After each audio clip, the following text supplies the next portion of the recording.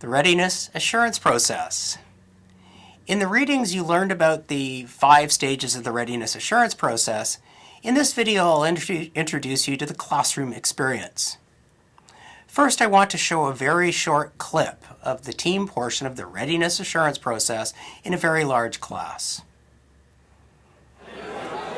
The noise and energy often surprises teachers in their first RAP test, but it's wonderful learning-focused noise and energy. It's interesting to see how engaged the students are.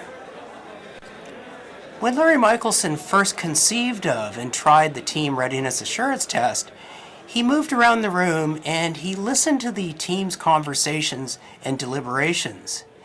And what he heard was the very material that he would have been forced to cover if he was required to lecture the material. He knew he was on to something important. There are a few things you need to do to make sure the process runs as smoothly as possible in your own classroom. First, getting ready for class. First, you need to spend some time in your office getting ready for class by preparing a folder for each team that has copies of the Readiness Assurance Test questions, a copy for each student, and a card for each individual student to record their answers. In large classes, we use Scantron cards, and one appeal form per team. You also need to bring a stack of IFAC cards to class. The IFAC cards don't go in the folders as they are exchanged for the team answer cards at the end of the individual readiness assurance test and before the beginning of the team readiness assurance test. So when you arrive at class, it's time to distribute the materials. The first thing you do is lay the team folders out at the front of the class, and then you ask a representative from each team to come to the front and collect their team's folder. As this is happening, you remind the students that this is closed book and not to start until everyone is reseated, and remind students of how much time they will have to complete the individual portion of the test. Once everyone is reseated, you announce that students can start. Display a timer on the screen so students know how much time they have left.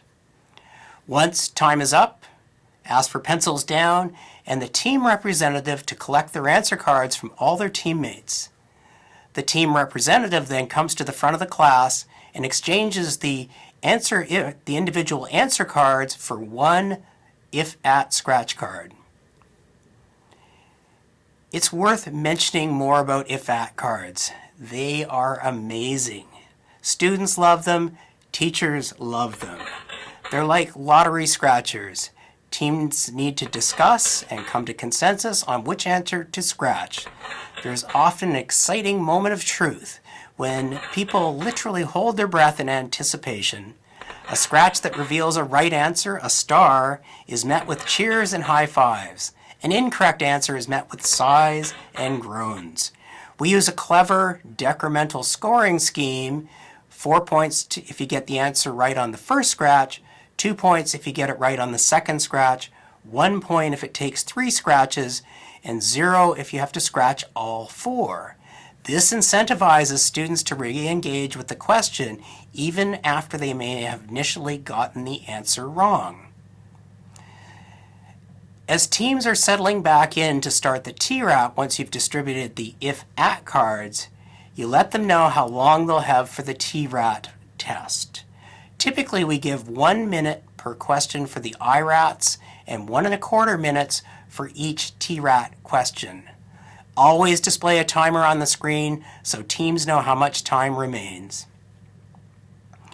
Teachers often check how many teams are done, and when half the teams are done, they announce 2 more minutes. Let the students know that you'll be using this rule beforehand and keep checking in as teams complete to hurry along slow teams. For example, I see 2 teams are now done. Remember, when half the teams are done, there'll only be 2 more minutes. As the TRAT is ending, the instructor should circulate around and look at the team's if-at cards and see questions that the students consistently had trouble with. If a team scratched off all 4, indicating they didn't successfully answer the question, You can encourage them to read the appeals form in their team folder and consider appealing the question. The appeals process. The appeals form describes how to write a successful appeal for a question. We are looking for a scholarly written argument from teams, not individuals. Students must cite evidence from the readings to construct a successful appeal. The interesting part here is they need to look up the exact concept material that they had difficulty with. They may find the teacher is right. They might be right. The important thing is we've turned a mistake into a learning opportunity. We typically ask for appeals by the end of class or the end of the day. Following the appeals process, there's a mini lecture clarification. This closes out the readiness assurance process, where we discuss any topics or concepts that our students are still having difficulty with.